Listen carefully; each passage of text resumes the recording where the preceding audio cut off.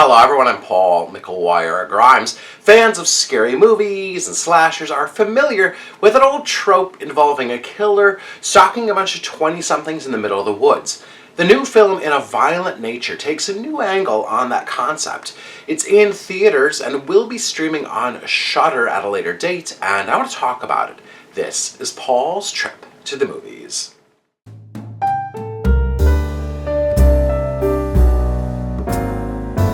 Deep in the middle of the woods, we hear the voices of some guys discussing the legend of the White Pine Slaughter. Is it a tall tale passed on from one generation to the next, or a real killing spree that happened?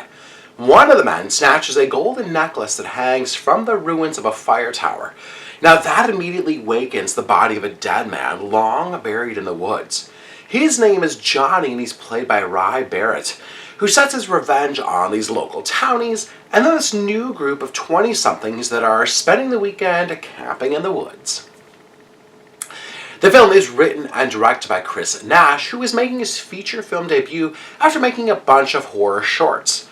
Now, if you know your slashers, you can certainly see Chris Nash paying homage to all the great ones that came before, especially in terms of how he treats Johnny and what happens in the final 10 minutes of the movie. There's this unsettling stillness that comes with how he moves the camera. It captures the eerie, mysterious nature of the woods and what's out there lurking in the dark. A majority of the film is told through Johnny's perspective as he stalks his victims.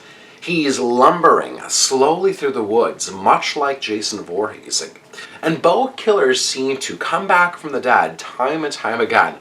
The camera actually typically shoots Johnny from behind until he obtains his mask. Chris Nash knows he's playing with that urban legend trope about a killer in the woods who can take down anyone on his turf. We can see and we can hear the victims, but really only through Johnny's viewpoint. Sometimes the dialogue is inaudible, depending on his proximity to them.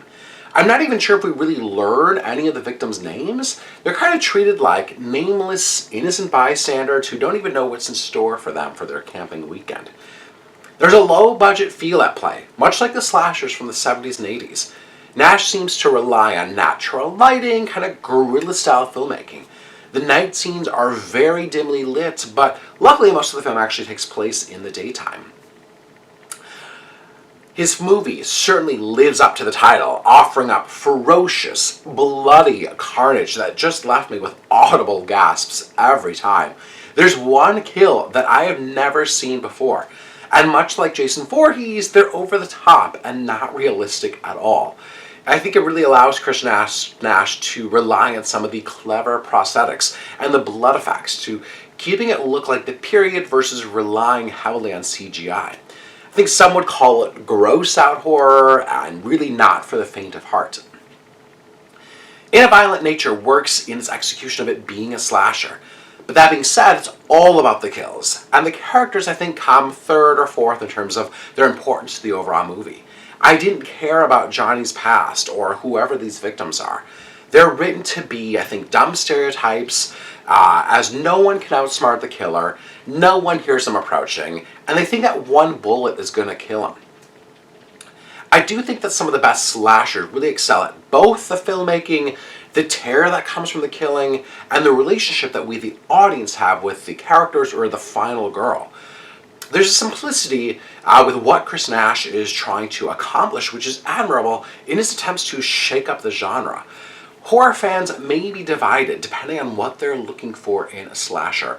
I'm giving In a Violent Nature 2.5 out of 5 ticket stubs. If you like my review today, click subscribe on my YouTube channel. I have some movie reviews, some celebrity interviews I think you're going to check out. Follow me on social media at Paul's Movie Trip. I'd love to hear from you. Do you love slasher flicks? Are you looking for this one? And do you subscribe to Shudder? I'd love to hear what you've been watching on Shudder. They have some really fantastic programming, good docu-series, good kind of countdowns about the best scary movie moments, some really good old school horror movies. They have a lot of things on Shudder, so go check out Shudder.